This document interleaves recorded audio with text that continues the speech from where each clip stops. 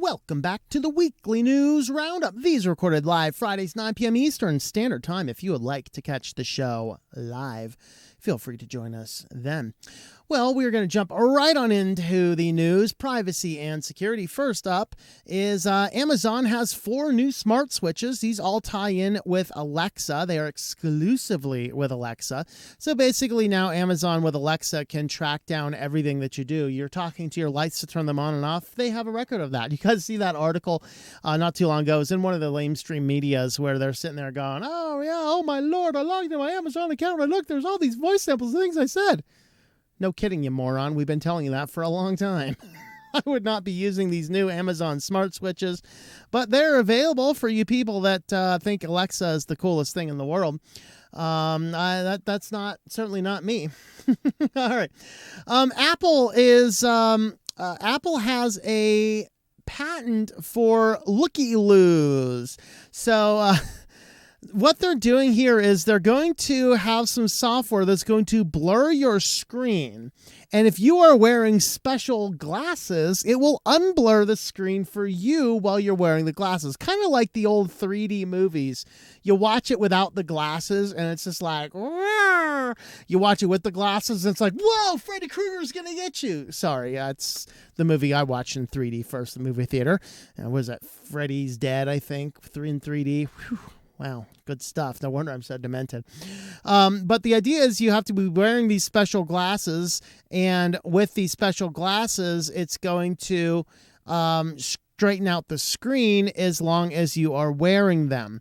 And some of this suggests it could be something in the hardware. Some of it suggests it could be something in the software. So it's definitely an interesting thing, an interesting approach to what they happen to be doing.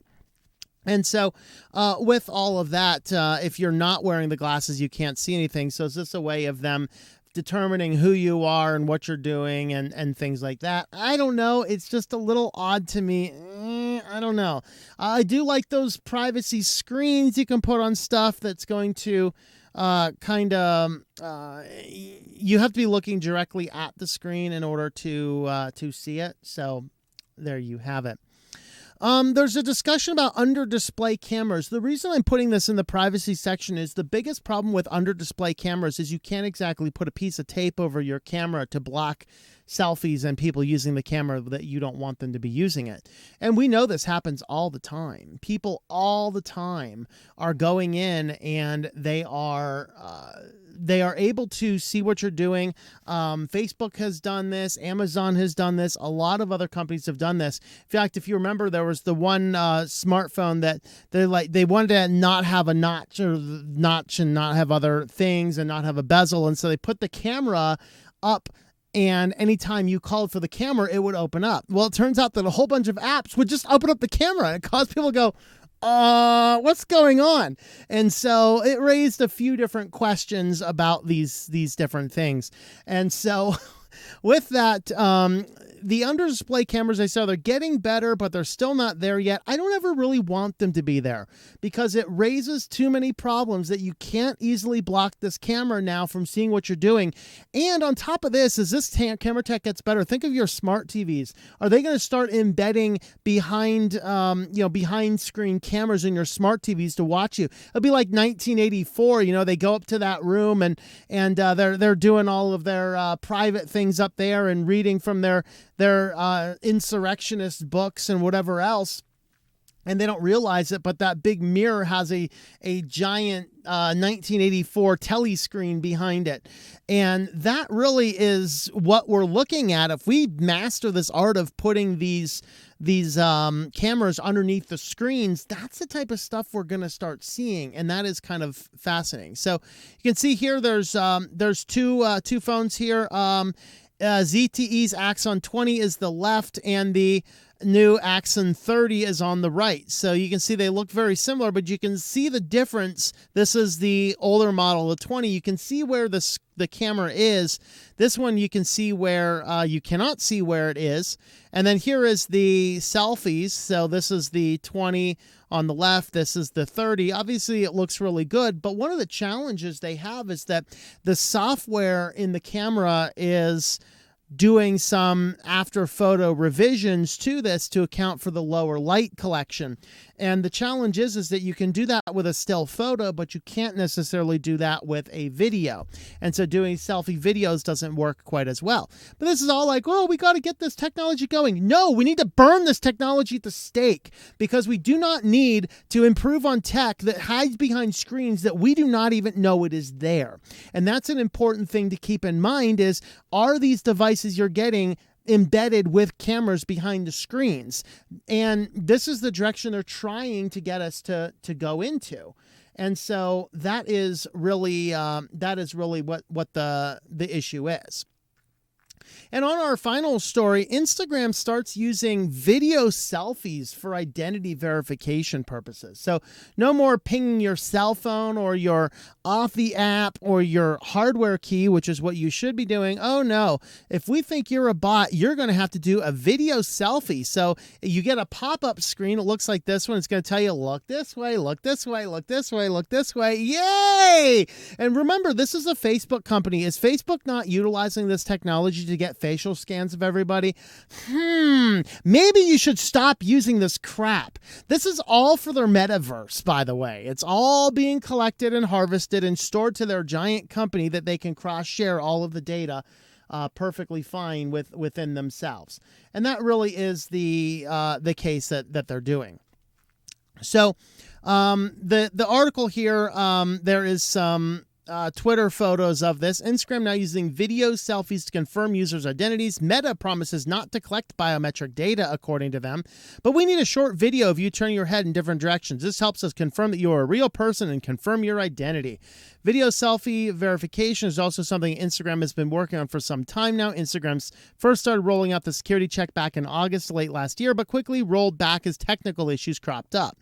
But it looks like Instagram has finally resolved the issues and the features are now widely available. So it's requiring video selfies for newly created accounts only. Existing accounts aren't seeing a prompt yet. Just yet, it says there. Dating apps, including Tinder and Bumble, have long used photo verification system. It requires users to upload selfies from different angles to verify your identity. This is garbage. Anytime you have one of these web apps, one of these big tech companies that's like, you need to show us a photo of your profile, multiple different things. Here's my mugshot. Go away, no, just push the delete button and say, okay, my life is not important enough. Facebook, Instagram, all of this crap is not important enough for you to give up this type of data. What are you, a little mouse hitting a pellet?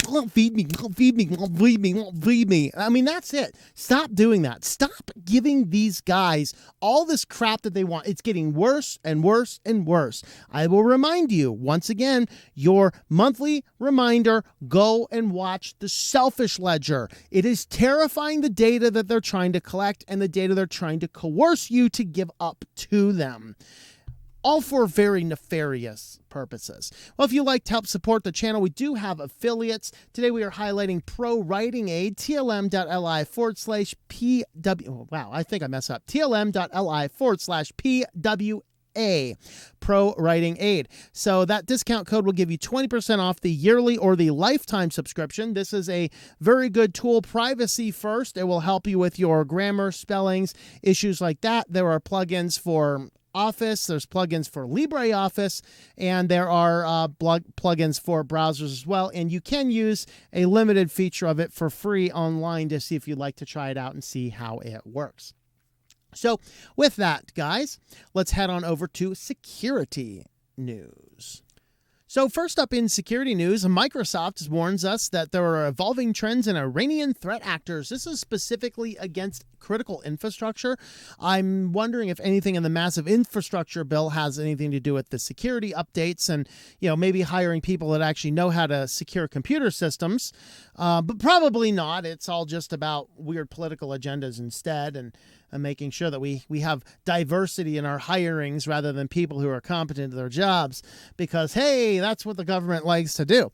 But anyway, they're giving us some more information. MSTIC constantly tracks threat actor activity, including groups discussed in this blog, and works across Microsoft security products and services to build detections into our products that improve customer protections. We are sharing this blog today so that others in the community can also be aware of the latest techniques tactics that we have observed by being used by Iranian actors.